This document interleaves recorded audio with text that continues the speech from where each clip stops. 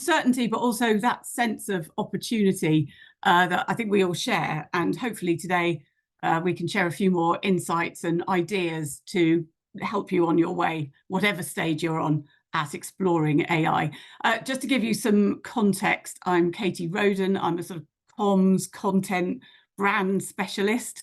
I've been working in comms, in publishing, in brand strategy for 30 years now across a wide range of clients. There's a few on screen here, everything from retail, sport and entertainment and book publishing to education. I've worked for not-for-profits and for B2B organizations as well. And I suppose, one of the key things to bring to this is that I'm working with all my clients at all different levels on exploring the opportunities in AI. And as Nick said, it's our access to this has grown incredibly quickly, and we're all still learning from each other, experimenting. And if there's one thing to take away from today, I think it's that the importance of trying things, of experimenting, iterating and learning.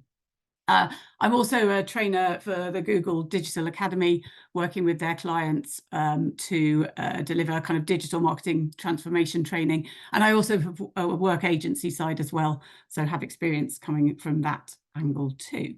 So I just want to talk through some of the opportunities, I think, as comms professionals that we have in particularly with generative AI, and then also to think about some of the watch outs. What are the potential pitfalls?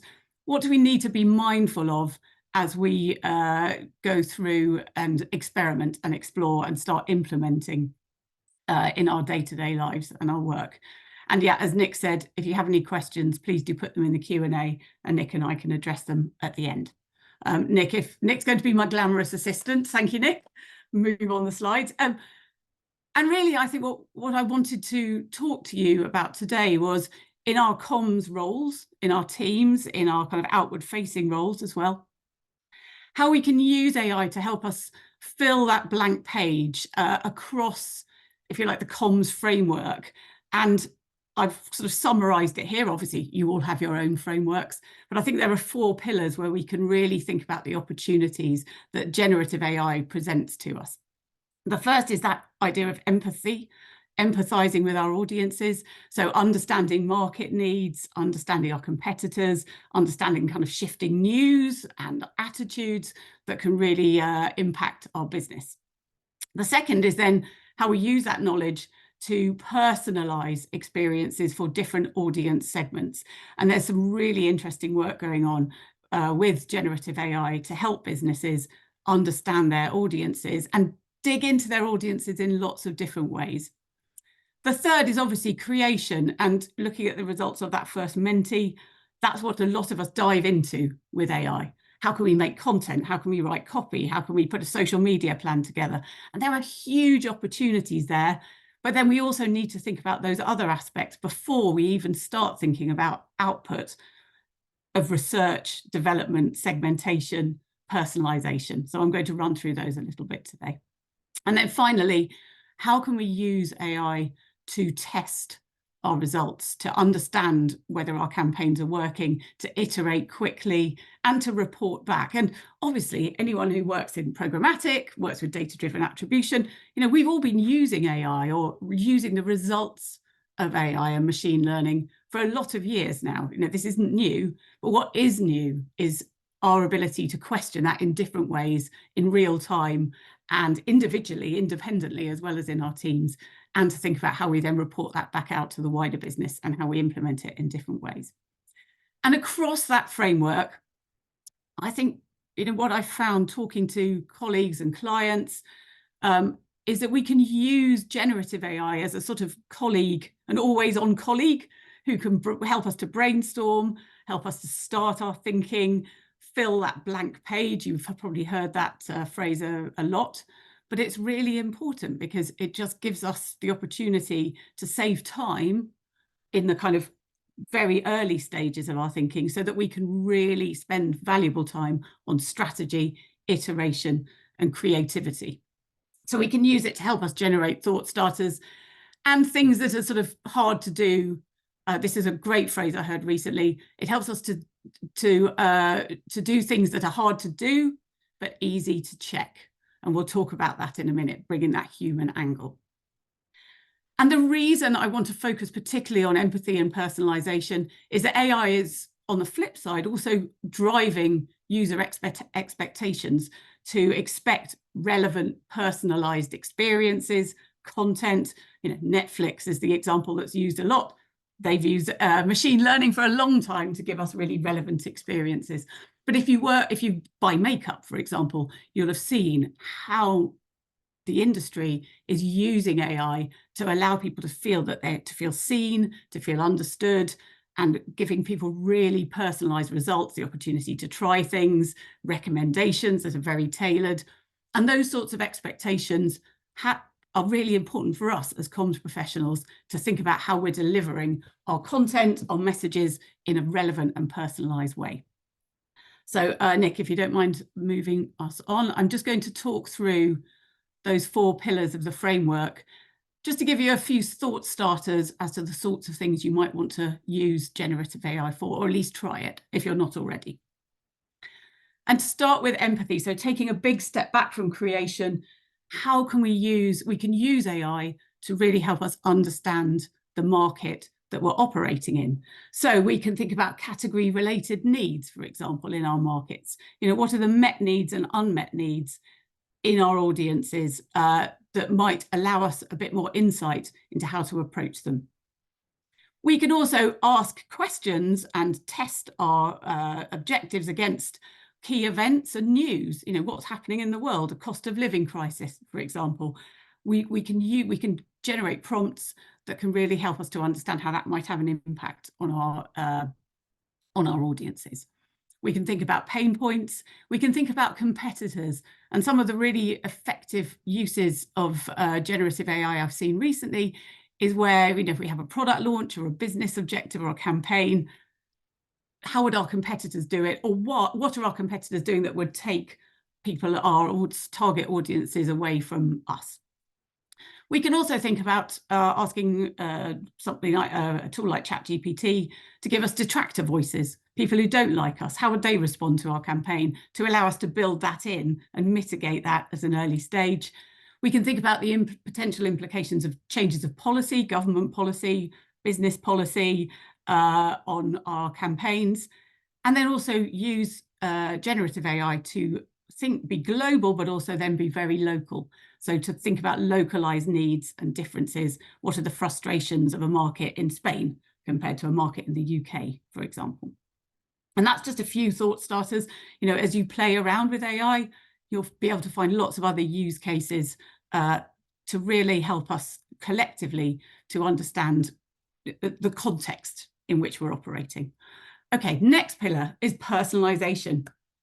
And with iteration, with careful prompting, we can start to build audience segments. In a moment, I'll talk about some of the pitfalls that we need to avoid. We can't rely on every output that we're getting when we start to work through this, but it can often throw up useful audience insights that we might not have thought about before that can be really valuable to us. And again, we can use that to build and unpick kind of people's key needs and frustrations.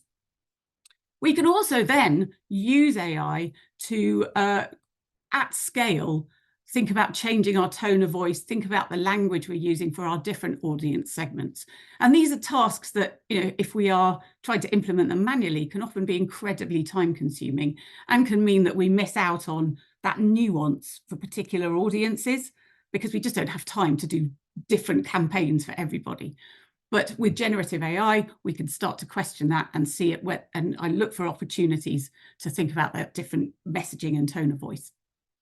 And we can also use it to identify potential media interests of our audiences and unlock opportunities, again, that we might not have thought about with manual searches for media and placement for those audiences.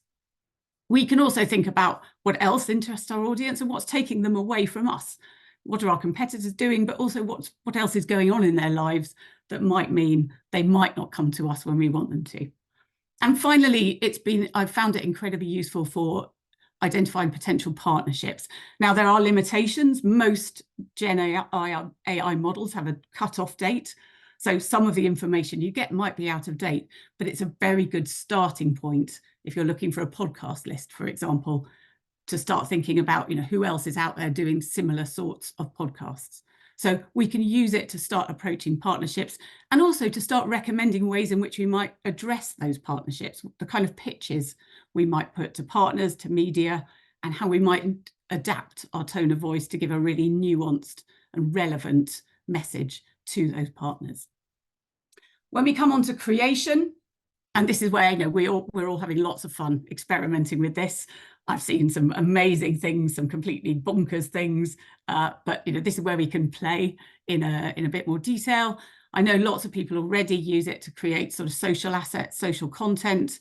Again, with caveats, we need to apply that human layer, and to build media lists. But then we can also use Gen AI to question and challenge the way we write our press releases and think about different media and help us to adjust our pitches in a really granular way, so we can almost at an individual level tailor the way in which we're approaching media and partners and fundraising potential as well.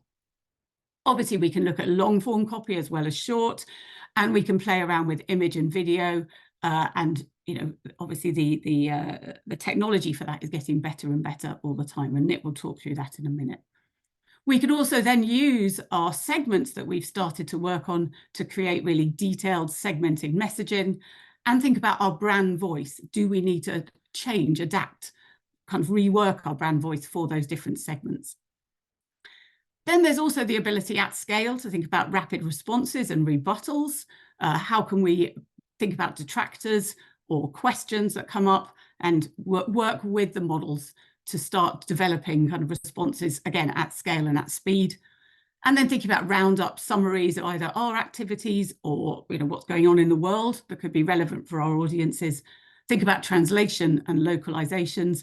And then this was a great example that one of my clients had recently, was using generative AI to think about emotion in communication. So you could use it to take the emotion out of an angry customer email that comes in, so you can understand actually what that customer wants without colouring it with the kind of tone of voice that they're using, and vice versa. So there's lots and lots of ways in which you can use it to create exciting and relevant content.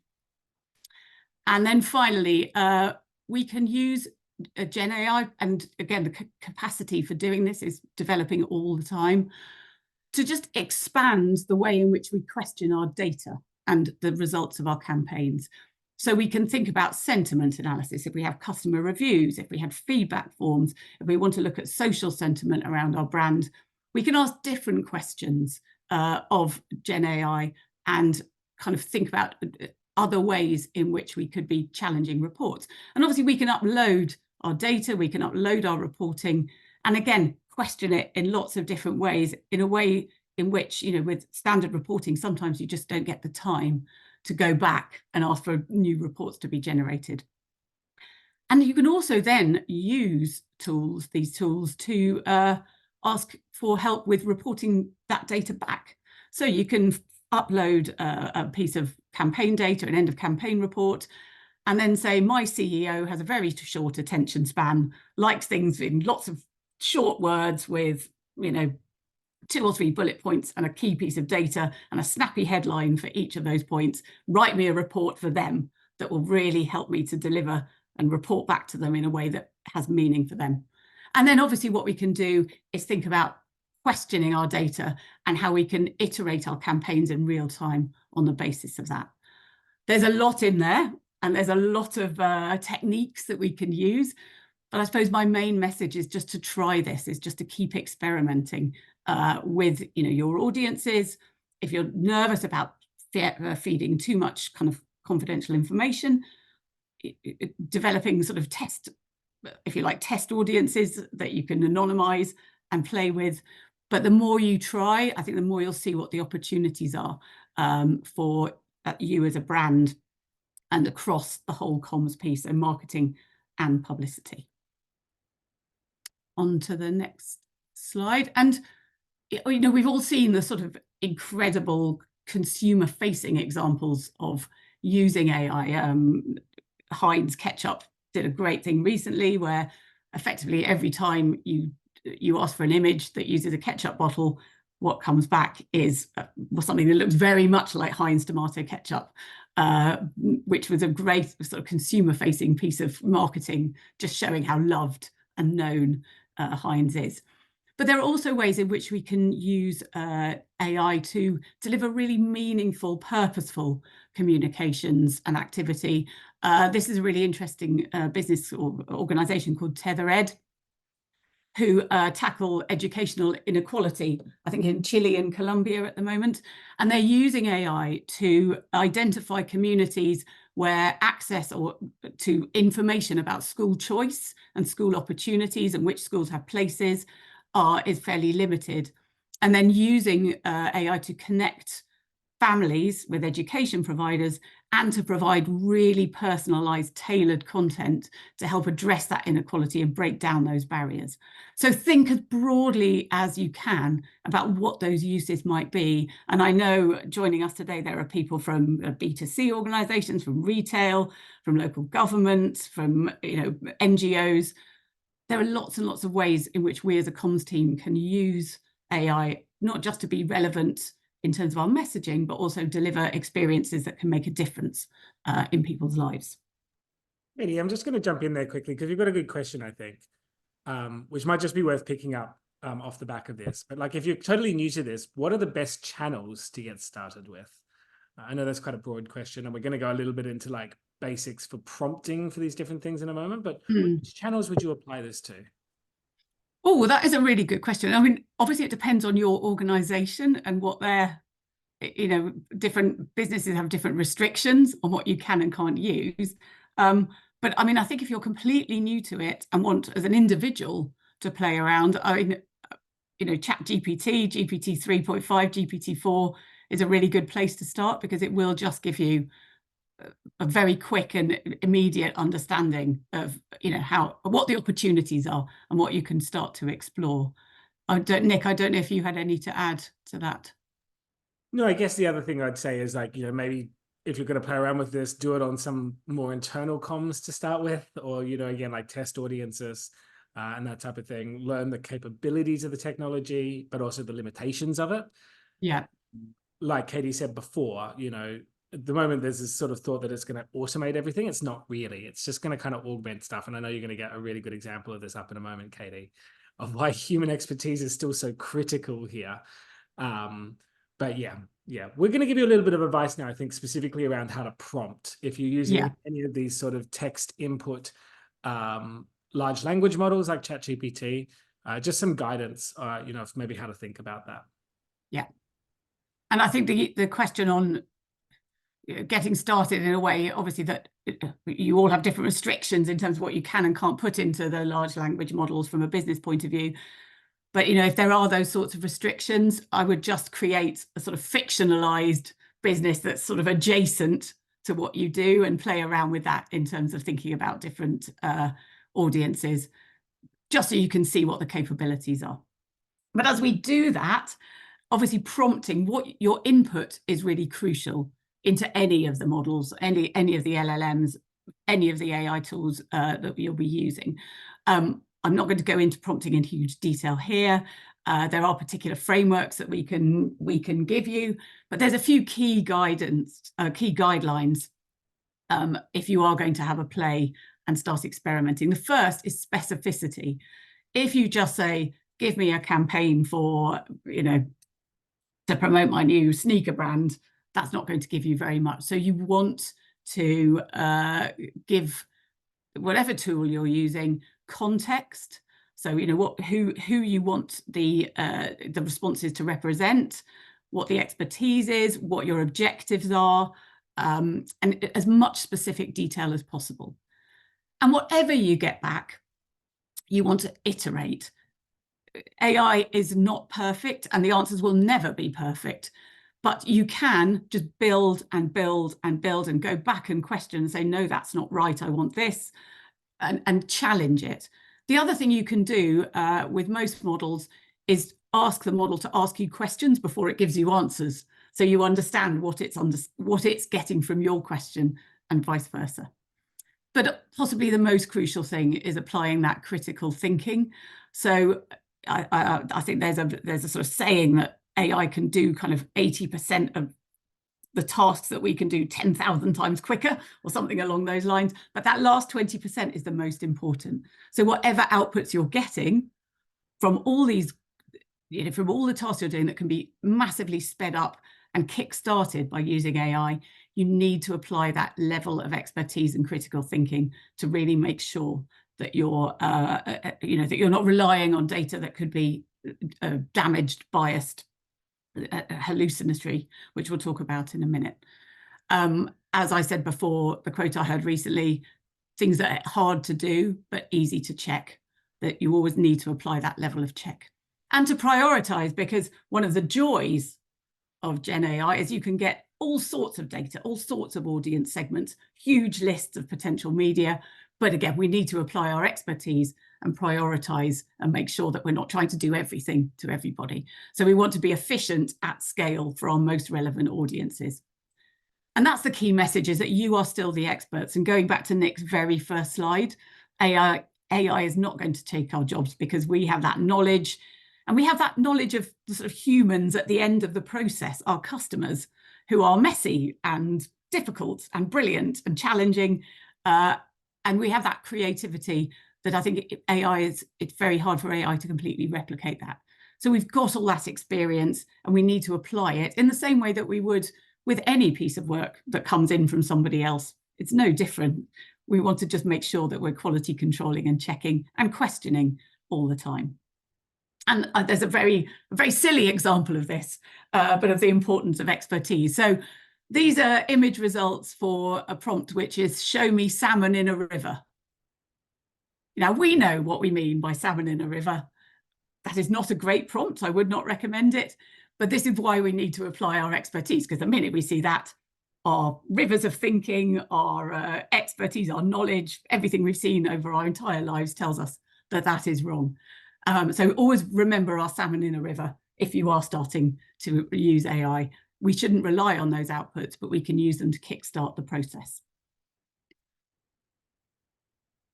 Brilliant. And then I guess just to talk a little bit around tools, because I can see some questions coming through here around, I've been playing with ChatGPT, experimenting with video. I don't know how to use AI. Is there a cost to it? Are there packages?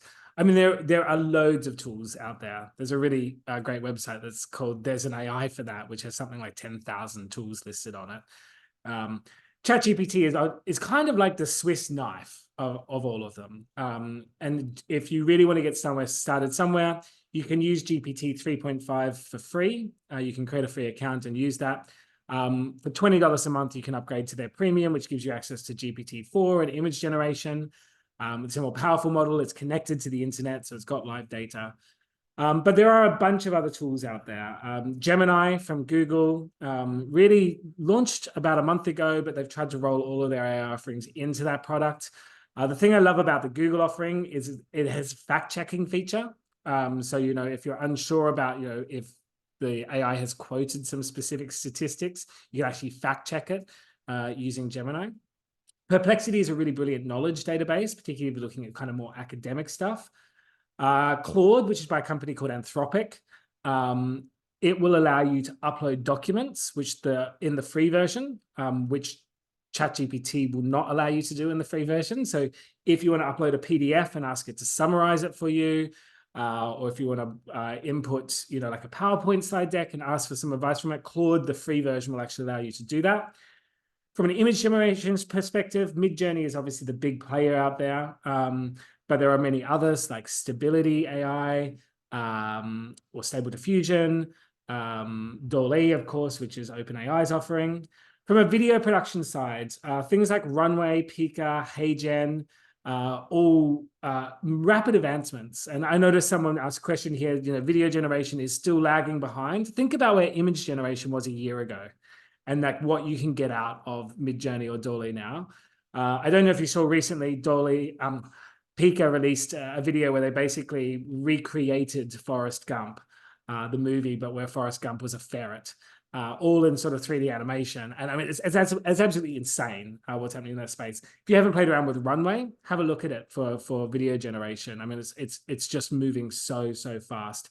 And of course, there's the Adobe suite as well. I mean, if you're working in creative comms, chances are you have access to Adobe Firefly through Photoshop or Illustrator, or many of their other tools out there, to start using AI for various sort of type of image generation tools. Again, there's loads and loads out there. We encourage you to just go and play with it.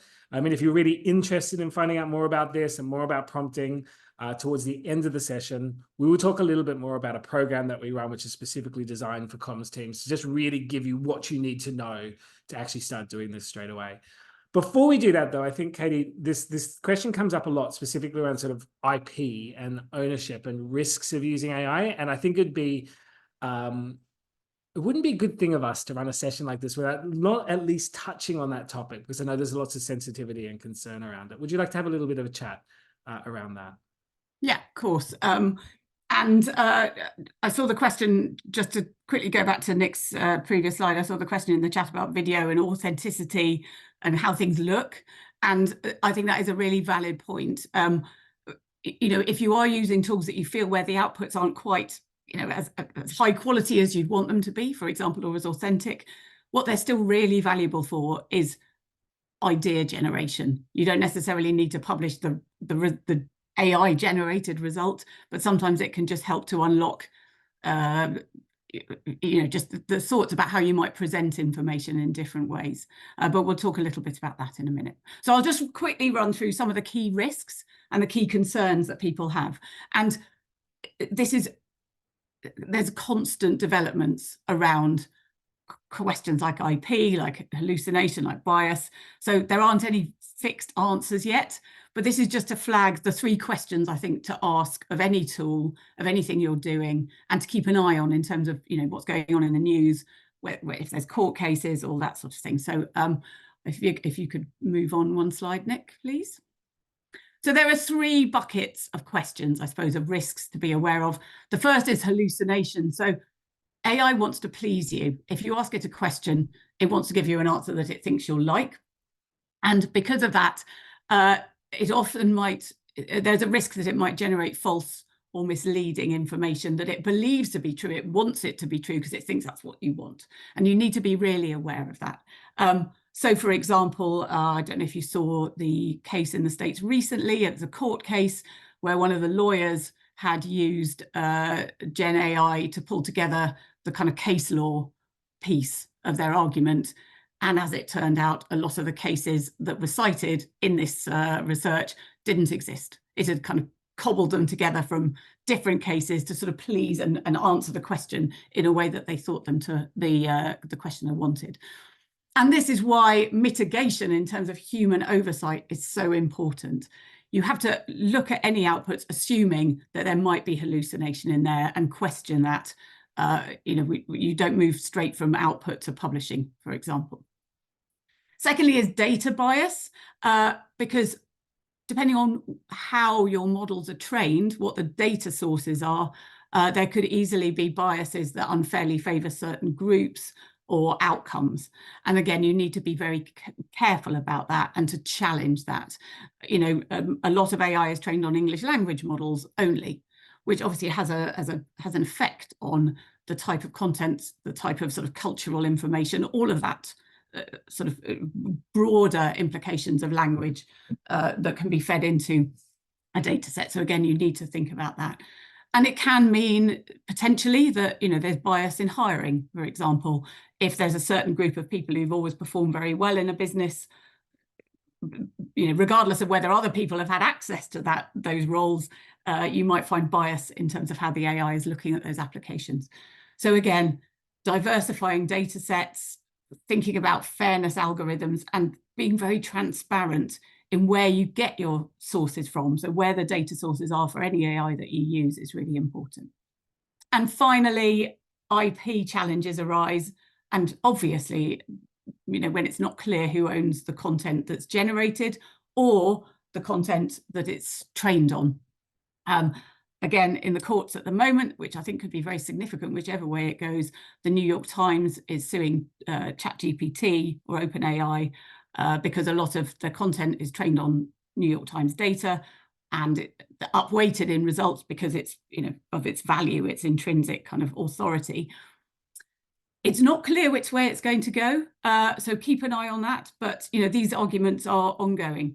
But there are ways in which you can think about this, about IP, and again, the questions you can ask. Firstly is being proactive, so looking out for any infringements. If there's research you're doing, flag it, look for it. But the flip side of that is think about ways in which it can enhance awareness of your brand, the positive use of AI. And for example, you can, the ability to create custom GPTs that are publicly facing could mean that you can use them to surface content, ideas that could really inspire and help users. So there are different ways in which you can approach this, but a combination of caution and generosity, I think, is a really useful way to think about it. And then being cautious. So going back to your video question about kind of quality, but also about authenticity and ownership. Often the first way to think about this is to use outputs as inspiration, not something you're going to publish immediately. You also need to be really transparent and make sure that you're disclosing how you use AI and also where you're getting your sources from in any contract, any agreement, any conversation. And then you can think about your own data sets using your content if you're worried about infringement, or maybe working with other organizations to help you build those data sets. And I've just got one really nice example of this, which is from the Financial Times. It's quite hard to read on screen, apologies, but they have a proprietary model they're using, which is subscriber access only. So it's a really nice added value from a comms perspective to their subscriber base. And you can use the AI to interrogate their entire content base. So here, I just asked it, how has political opinion on sustainability and nature shifted in South America in the past decade? A very broad question. But what it does is it will write you a summary, an overview of the answer to your question, but also then with full sourcing across its article database. So it's a really clever, really useful, brilliant way of protecting IP while still enhancing their subscribers' lives and knowledge with AI tools. Great. So I guess maybe last thing here is just to talk a little bit around, so for the people that are with us, there seems to be a lot of curiosity around AI, interest in it, maybe not quite sure where to start, maybe just some kind of advice, on what people should be doing now. Yeah. Firstly is keep on learning. It sounds really obvious, but no one has all the answers. And anyone who tells you they do is, sort of, I think it's too high an opinion of where they've got to in AI, because it's changing every day. Like literally yesterday when Nick and I were talking about this, we realized that, Google have changed Bard into Gemini. So it's changing every minute. So you just need to keep learning, follow blogs, follow people on social media, sign up to newsletters, but then use that to experiment. So, within the parameters of whatever you individually or your company will allow. And again, that is changing all the time. And I know, I think there are people on here. One of my publishing clients has already built this amazing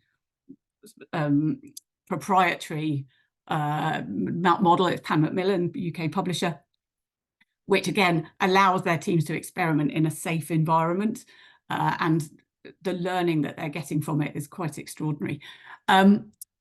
It'll use it to fill the blank page. So if you're stuck, if you're sitting there saying, oh my goodness, I've got to run a social campaign about XYZ, or I need to approach an editor or a journalist who's really specialist and really, has a particular way of thinking, you can use it, just try it and see what the results are and iterate.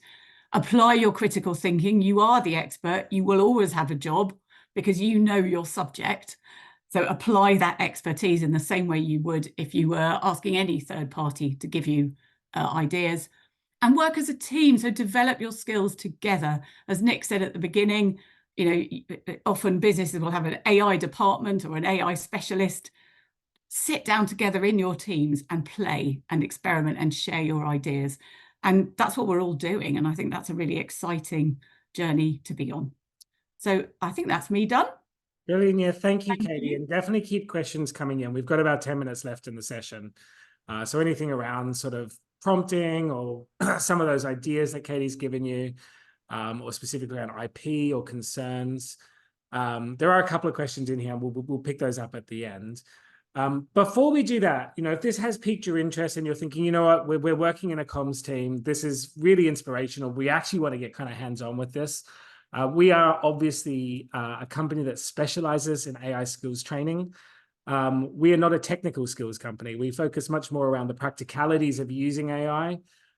You'll remember the framework that I put up earlier, that maturity framework, really just about trying to get people to have a bit of strategy, to learn how to use the tools, to understand some of the policies and processes, but also to facilitate a culture that can really adapt and start using AI. So we have an off-the-shelf program. It's been hugely successful. It's half a day, up to 15 participants, specifically focused on AI and communications. So if you remember the framework that Katie spoke to earlier, that sort of empathize, writing, create, understand your audience, creating content, and then measuring and testing the effectiveness of that content. This mini lab, we will literally show you how to prompt the AI to do that.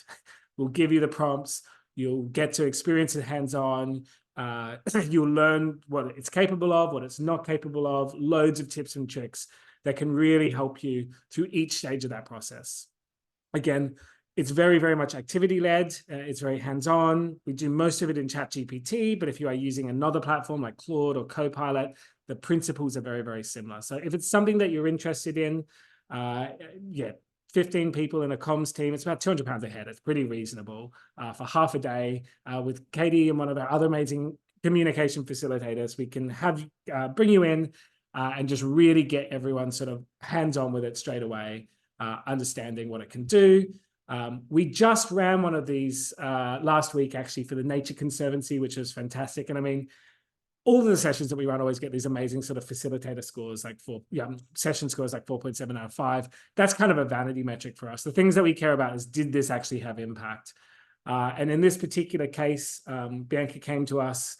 She's the senior director of Marcoms there, and asked us to run the program. But 100% of the people that went through it said they were confident with AI. But most importantly, they then said the average amount of time they'll save a week, thanks to what they learned in the program, is 3.5 hours. So if you think about that as a 3.5-hour investment as a team, you're then saving that per week doing the tasks that you're already doing. I mean, it's kind of a no-brainer. 3 big chunks of that workshop. And again, we ask the participants before they come through. These are averages from workshops that we've run across those 3 things in comms. So research, content creation, and data analysis. You can see the uplift from just such a short session. So if you are interested in finding out more about that particular program, please scan the QR code on the screen, and we can definitely send you out a curriculum or some more details around it. I will also share the link to it in the chat. And yeah, if you're not really sure where to start, it's definitely a great place foundationally to get you and your team going. So we've got another couple of questions in here. So one came through specifically asking, you kind of touched on it, Katie, but how cautious do we need to be about using ChatGPT with commercially sensitive information? I know you touched on it briefly, but anything, you wish to share there? Again, I think it depends on the business, but I would generally recommend that you don't feed in sort of sensitive content.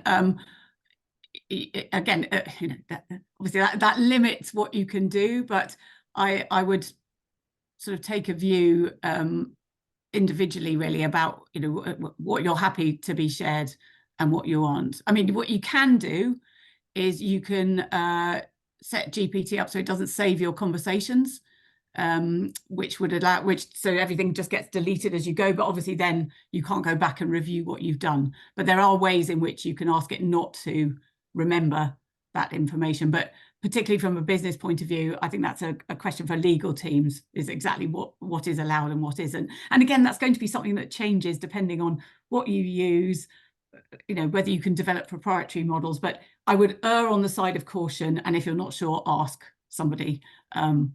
at the moment. But again, these things are changing very rapidly. Cool. We also had a question earlier on, or just more a comment, that I've not found ChatGPT very helpful. It complicates information, especially clear information. It adds a lot of fancy words. My answer to that is, do you need to learn how to prompt it properly?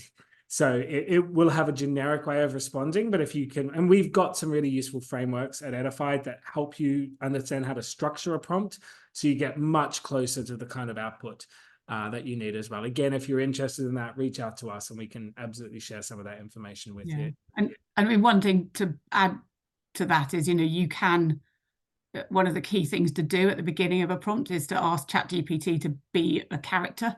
So you can say, I am a patient who, is a bit nervous about these things. I don't really understand medical terminology. You can use those prompts to really frame exactly who the audience is going to be, so that it will help to deliver that. But again, it won't be perfect, because your patients and what they like and they don't like. You need to still always apply that human layer. But yeah, there are ways in which you can train it to understand who you're trying to address. And I think the last question that came through a little earlier, actually we've got another one now, but anyone in particular that you follow on sort of social media, Katie, that oh gosh, this is one of those questions where when you ask, yes, I do, and I now cannot think of a single person. I said follow us on LinkedIn. We were posting some pretty we share and post things, and the other thing is to look at particularly news articles and things about AI, because they'll often quote tweets, posts, experts. So I think just to build up a list. And again, nobody has all the answers. So the broader base of people you can follow, I think the more inspiration you'll get. And then one last question here is, do you have any advice for putting together comprehensive and effective AI policies for businesses? I mean, that's a tough question to answer. Once again, we have a specific program at Edifai. It's called our AI for Leaders Bootcamp, which is largely around trying to get a senior team to put those policies and processes in place.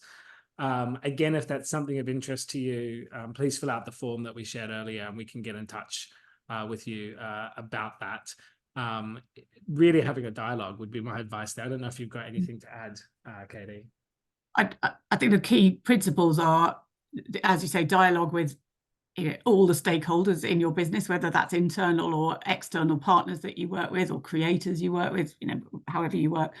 And then a policy with transparency at its heart, I think, is really important, both for employees and what they can and can't do, but also for external partners and conversations to show where you source your information from and then how you use AI. Those would be my two starting points for that. Brilliant. Well, that brings us to sort of the end of questions. Again, if you're interested in finding out more, please click on that link. We can send some more details on that program across to you or any of our other programs. Key thing here, my key kind of takeaway is like, get ahead of the curve. This AI is not going away. We've been through a bit of a hype cycle in 2023. It's kind of here to stay. So do yourself and your team a favor. Just start learning, whether that's on your own or whether it's with a partner like us coming in to help you to do that and try and cut through all the bullshit and give you exactly what you need as a comms team. But yeah, you can't afford to be left behind. Katie, thank you so much for joining us. Thank you. A really useful session for everyone that attended. We have another session coming up in a couple of weeks focused in on L&D. So again, if you're interested in that, reach out and we can share the details to register for that particular session. That brings us right to time. So thank you all. Katie, any closing words from your side? I think just play around and have fun and see what it can do, see what it can't do, and keep trying, because things are improving, adapting, changing all the time. But enjoy it. It is a real opportunity, and it can free us up from the boring stuff to focus on the fun, creative, and strategic stuff. Brilliant job.